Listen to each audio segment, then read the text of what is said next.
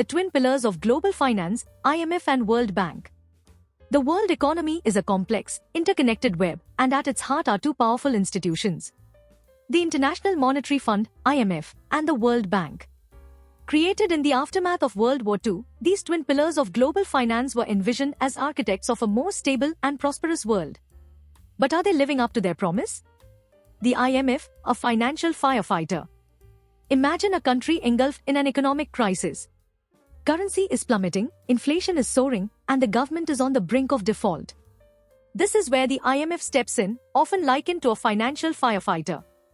It provides emergency loans to countries facing balance of payments problems.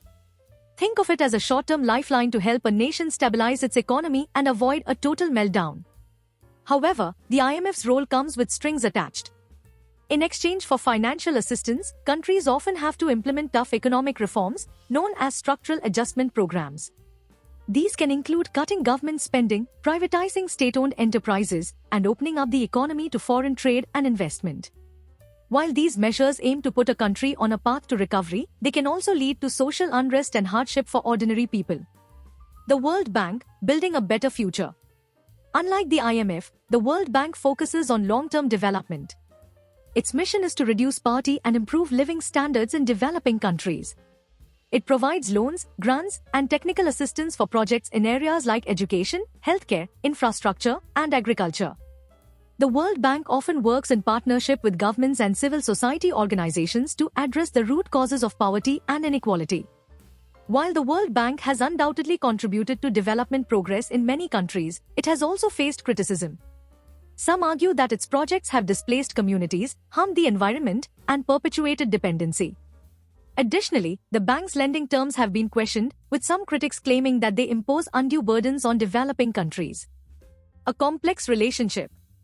The IMF and the World Bank are closely intertwined, often working together on joint programs.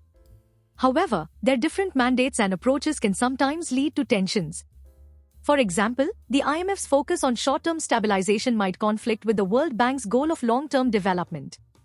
Both institutions have undergone significant reforms in recent years in response to criticism.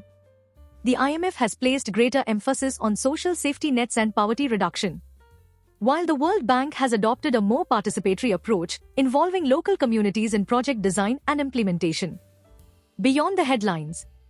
While the IMF and World Bank are often in the news for their controversies, it's important to remember that they are complex organizations operating in a challenging global environment. They play a crucial role in managing economic crises, providing financial assistance to developing countries, and promoting global economic cooperation. However, their effectiveness depends on their ability to adapt to changing circumstances, listen to the needs of their member countries, and ensure that their policies are aligned with the broader goals of sustainable development and social justice. Ultimately, the success of the IMF and World Bank lies in their ability to strike a balance between the need for economic stability and the imperative to improve the lives of millions of people around the world. Like and subscribe.